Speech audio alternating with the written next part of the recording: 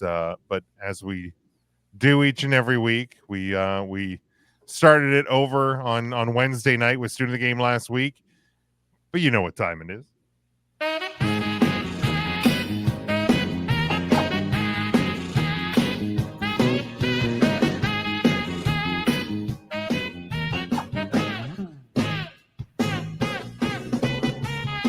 Tool time, everybody. It is the weekly power ranking segment brought to you by our only, thank goodness it is the only Eagles Jaworski Christian. As we will do, we will start by looking at his bottom five. Remember to look on the right side of the screen. EJ, give us your bottom five. All right, 28. Hate to do it, man, but 28 the Bengals, 29 the Giants, 30 the Panthers, 31 the Jags, and 32 the Titans. All the right. Bengals, you know what's funny? The Bengals 0-3, and I get it. They probably should be down here. They don't feel like an 0-3 team. I feel like they can turn things around. Although Joe Burrow looked great last night. I don't know, man, but the other four teams are obvious. The Jaguars are the one finding the biggest shock here. Like, what the hell is that going on in Jacksonville now? Jesus Christ. Yeah. The Jaguars have what the fuck a lot of problems. Yeah. A lot of problems. The Bengals, I mean, they're bad defensively, and I don't think I'm saying out of turn with Mike. We'll see some of ours on the screen here in a little bit after we get your top 10, EJ. Yeah, I think. Sorry, go ahead. But can I ask the screwdriver a question? Go ahead. Where the hell are the Miami Dolphins? That would be my only move. I might put the Dolphins on and bump off the Bengals just because there's no direction without it was considered. It was considered. It really was because of the quarterback situation. I mean, I'll take 0-3 with Joe Burrow over 1-2 with Skylar Thompson. And for the record, spoiler alert, I have the Bengals in my bottom five. But where, like, there's nothing there. I mean, you have the greatest wide receiver in the NFL, according to every analyst that you listen to on every pregame show and postgame show, in Tyreek Hill, and he was lost. I know. You know, and I struggle. I told Jim this on text like this morning. Like, I struggle with this because the only reason I even put the Bengals in the bottom five, honestly, at 0-3 is because it's not that they're 0-3. It's 2 losses at home to the Patriots and the Commanders. Now, we'll see more in the weeks to come if the Commanders really are better than we think they are. But to me, right now in the 3-week sample, those are 2 bad losses. But what did both of those teams do? Run the damn ball. I get what they did, but the reality is I look at the Bengals as a Super Bowl contending team, and that's a problem. That's 2 bad losses, man. I mean, that's. Well, they didn't lose to anybody that's currently residing in your bottom five, so obviously it isn't that bad. Right, but you got them on 5-2 also, so clearly. Sure, I absolutely do, but it's because I'm telling you that they cannot stop the run. They held Patrick Mahomes last week to the worst passing game of his career, and they cannot stop the run. The secondary is not the issue. Sure, does it look bad on the last drive where Terry McLaurin catches a great pass from Jaden Daniels? Sure, it looks awful, but let's talk about that. Where's Cam Taylor-Britt, the best cover corner they have? He's on the other side of the field on someone that isn't the best receiver that Washington has. It's a defensive problem, just like Jim said. So then what do we argue here? Are the Dolphins be here with them? So if the Dolphins down here with you, well, I guess we'll see yours in a second. So correct. I'm not going to spoil anymore. Yeah, well, wait till we get it. Okay. I forgot about the Dolphins and mine. We'll see mine in a minute as well. I think the hard thing with building I think it would have been easier to build a top 5, bottom 10. Yeah. And it would have been to build a top 10, bottom 5, because I think there's a lot of bad teams. That's probably true. Like there's a lot of bad teams right now. There's a couple teams that I think are really good. And then there's like a pocket of teams that like they might be good. They stumbled out of the gate. Yeah. We don't know if they're good. We don't know if they're actually bad. It's also because we're only 3 weeks into the year and teams don't play preseason anymore.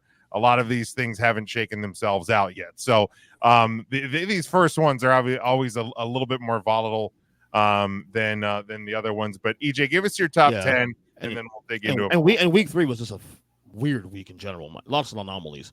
Anyway, top 10, 10-1. Here we go. Number 10, the New York Jets. Number 9, the Green Bay Packers. The 8, the Seahawks. Number 7, the Texans. 6, Steelers. 5, Eagles. 4, Lions. 3, Vikings. 2, Bills, and 1, the Chiefs.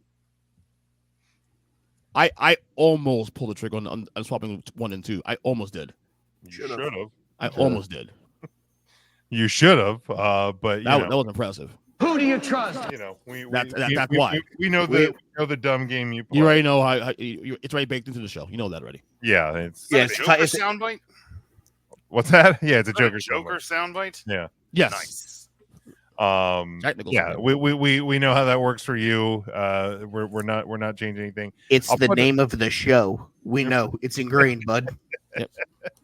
We'll put up. You'll see. We're not going to go over them like we did with Kyle last week. You can see mine. You can see Mike's. You can see Sean's there. So there's at least there's a few things that are kind of starting to come together. When you look at the top of these, Bills near the top, Vikings in the top 5 across the board for us. Lions in it for most. That 4 to 10 range. There's a lot of the same teams jumbled around. Yeah, Bills, Chiefs, Vikings. Hold on, can I comment real quick? Straight across. I am stunned at the bottom 5 right now. That Jim and Mike do not have the Giants in there at all. That's stunning to me right now. Look, they're hopping on that Danny Dimes train. No, I'm not. But let's talk about it. The Titans are god awful. The Yes. Jaguars They're got real boat bad. raced. Yes. The We agree on Carolina that one. Panthers are the Carolina Panthers. Danny Dimes with Malik Neighbors greater than Skylar Thompson with any weapon that the Miami Dolphins have currently. And the Cincinnati Bengals are 0-3. And in your words, lost 2 games that they should have won. At some point, there has to be a penalty there. You probably would not have predicted them to go in and beat the greatest quarterback of all time in Deshaun Watson, who's having a career resurrection, is going to take Cleveland to the playoffs. So at that point, I'm using your words. I'm going to take the Giants out because I'm they the only beat one that a left the Super Bowl Bengals contender. out. Yeah, you left the Bengals out. I mean, I don't know why you're mad at me. You have almost a very similar bottom 5. Honestly, I'm not mad. I'm just giving you the sell. Right. Honestly, reconsidering it, I probably would have pulled the Bengals out and put the Dolphins in there. Me too. Honestly, I probably would have also. That's kind of a bad on my part. I think it's because I didn't, to kind of to EJ's point, it was I had kind of loftier goals for the Bengals going into this year. I think we all did. I know you did as well, Mike. But I had loftier goals for the Bengals. So the fact that they are 0-3, the fact that they have lost to the Commanders and to the Patriots, and that seemingly, and trust me, I say this respectfully because I understand what it looks like having no answers when it comes to stopping a team from running the football. Correct. Those are alarming trends. Obviously, we know that the quarterback situation with Miami is an alarming trend, but maybe they're going to make a call to Pittsburgh. Hey, you got a quarterback you can send me? I said last week. Russell Wilson should be an option. What? So he can die behind that offensive line next because that guy can't run for his life. I said, let me be very clear on why the Bengals aren't in and the Patriots are. Is just the Patriots they came out and kind of shocked the world, and they were maybe they're actually good, and they're not. No. They're not fooling anybody. And that loss to the New York Giants or to the New York Jets was absolutely embarrassing football by the New England Patriots. I'm more in the realm of kind of where EJ was, that the Bengals are on the rise. That even though they're 0-3, they have these bad losses. I feel like the offense is finally healthy, right? Whereas the teams that I included. Now, keep in mind, while the Dolphins don't have life, and while they were very close to being in the bottom 5. There's some other warning teams. There's teams on the warning list, and there's teams down here. I would argue that if the Panthers come out and win this week, that they're going to shoot right out of here for me. I'd probably say the same for the Giants. If the Giants want to come out and do something amazing, I will probably find 2 teams worse than them. I will start to work them up because the Dolphins are right there for me. I think the Browns are in danger of being here. 0-4 Cincinnati out west. And the NFC West has 3 teams that are starting, with injuries in San Francisco, with a fading Rams hopes, with the Arizona Cardinals proving that despite Marvin Harrison, they are still the Cardinals. all three of those teams on danger of being here in the next 2 to 3 weeks. So there's a lot of teams. Yeah. Not to mention, Big Jim's Cowboys are getting closer. They're creeping down. They lose this week, they'll probably. Oh, if they lose it, And yeah, the Bears to New are York, bad. yeah. I don't think the Bears are good. So like, there's a lot. You of had them there last week, Sean. I know. That's There's just a lot. and see, that was my point. It'd be a hell of a lot. And it wasn't that they showed me anything. It's just other teams showed me even less, and I was just like, okay, you're in. That's kind of my point. Is we're still shaking the rubble to the bottom? Is what we're doing. Is it would have been a hell of a lot easier to make a top 5 and a bottom 10. Oh, I could have got you 10.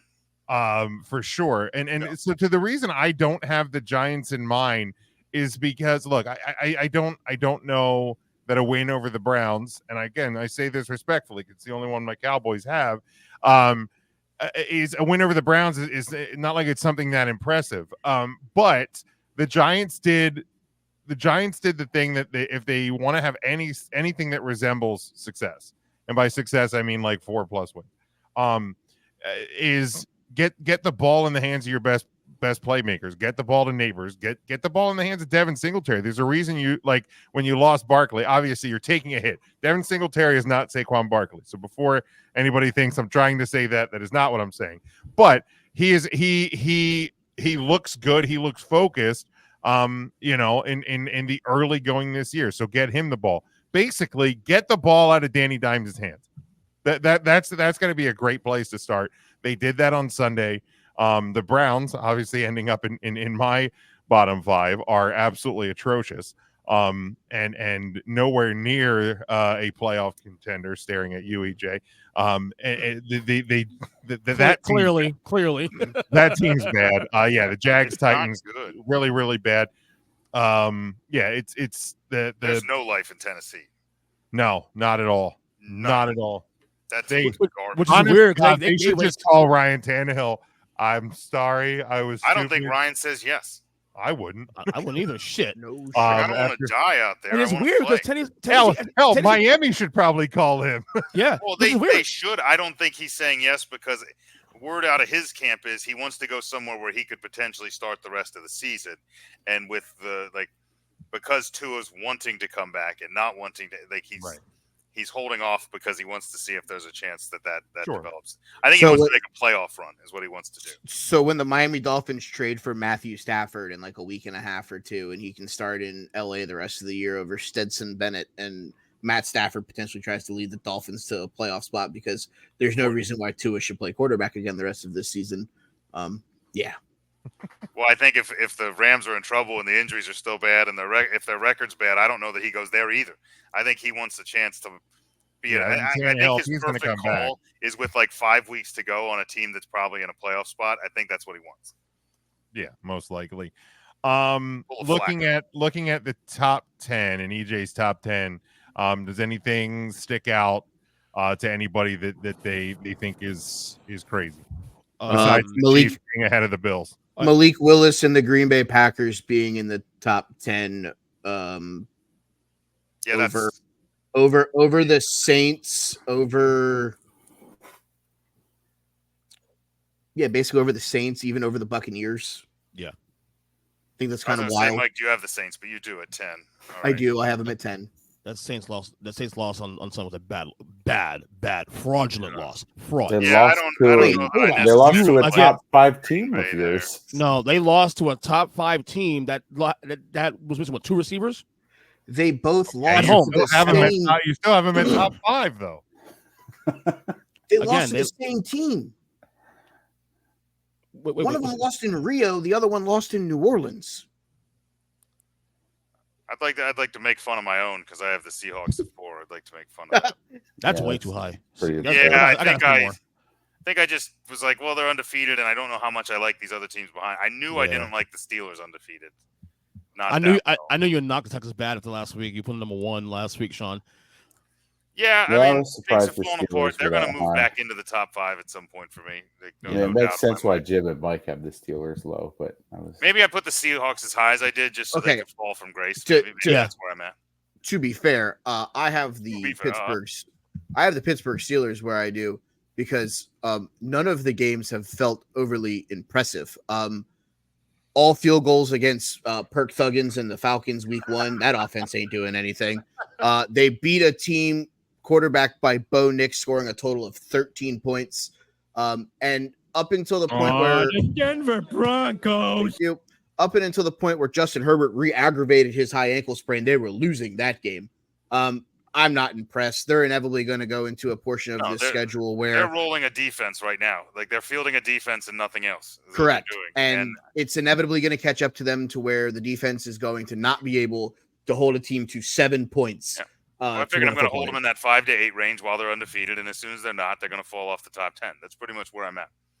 I'm going to let their defense hang in my top 10. They feel like they feel more fraudulent at 3-0 than like Seattle does. Who, Pittsburgh? Yes. Oh, absolutely. In I my don't think opinion, so. Pittsburgh is the worst more of the than undefeated. Seattle. I see this conversation. I mean, I honestly think Minnesota's the worst of the 3-0 teams. But they got 2 quality wins. I think the worst of the 3-0 teams is the team that EJ has at number 1. But I think the Vikings have a good defense. Yeah. but Jim, as you already know, Yeah, you're. thank you. I mean, Seattle. Sorry, I didn't mean to talk over the side. I mean, I think Seattle and Pittsburgh's 3-0s are similar. Very similar. Correct. You know, the Seahawks have a 26-20 win over Denver. They have a 23-20 win over New England, and they beat the doors off of a depleted Dolphins team. So I think they are very similar. Honestly, it probably would. I'd probably actually like to put the Texans probably back above the Seahawks. The more I'm thinking about it, because I'm not sold on either of them. At 3-0, I mean, this week was the Steelers' best game, and I think Justin Fields is starting to settle into that offense. Sorry to say, Russell Wilson, but it's over. But before it even started, because I think this team is starting to gel around him. You know, obviously, we're going to find out more about them as they get into some of those harder games. It's not necessarily a slight on the Steelers. It's just, you know, you beat teams that either, and same with Seattle, either aren't good or were injury depleted. Well, I put more stock in the Steelers 3-0 than the Seahawks because I mean I guess the Chargers. I mean I'm a little higher on the Chargers than most on this panel. Yeah, so I put more stock on the Steelers 3-0 more than the Seahawks. Okay, and to boot also too, they were a playoff team last year. They were playing team the year before. So this is kind of what they do anyway. 3-0 is kind of a shock. Mike, calm down a second. 3-0 is kind of a shock. No, here we go again with it's 3 years ago. There's a whole new quarterback. It's half of a new offense. Yeah, but it's the same culture that Mike Thomas put together for years. I mean, it fits. I'm not saying they're a great team, Super Bowl contender, all this stuff, but championship pedigree. Hold on. Who they beat? Who they beaten again? Let's run this through. They beat the Broncos. 1-2 Denver, 2-1 Chargers, and who was the third team? They beat the Broncos. No, who was that? What are you talking about? The Steelers? Falcons. The Falcons. And they beat Falcons. the one. So the combined record of the teams that they've played are 4-6, and they've scored 20 points max. But the Falcons should have beaten the Chiefs, according to a lot of people. Right. I'm just what I'm getting at here is what is it that you're telling me that Pittsburgh does that's leaps and bounds better than what Seattle is doing? I didn't say you missed that point. I didn't say leaps and bounds. All I said was I put little more stock into Seattle, to Pittsburgh 3-0 than Seattle. That's all. For what reason? Sell me the reason. Tomlin, I guess, is the reason. Tomlin one of the starters. Fair. I like their team overall better than theirs, and they have the one of the two teams. They have the one quality win of the two teams against the Chargers. That's all. But that's a game of inches though. So I'm not gonna make a big deal about whether you have Seattle or Pittsburgh. I'm just saying that I'm pretty sure you're both just making the fight that both are mediocre and one of them. Yeah, I don't. That both are. We still need to see a hell of a lot more from these 3-0 teams. But the Steelers have done this a couple of years now. They always seem to come out of nowhere and shock the world. And to be fair, they do it every year. How's it shocking the world? Both of those teams on mine, in a perfect world, have the Eagles, Lions, and Texans above both the Seahawks and the Steelers. Correct. But I have asterisks next to both Philly and Detroit. Because they're both now Detroit's injuries are more on the defensive side of the ball. Like I said, we have a Laporta possibly injury. There's some question marks there. I don't know that Goff has looked completely himself. So there's some question marks that I have for them. And for Philly, it's the injury bug. It's a handful of guys that may or may not play. It's AJ Brown, it's Devontae Smith in a protocol.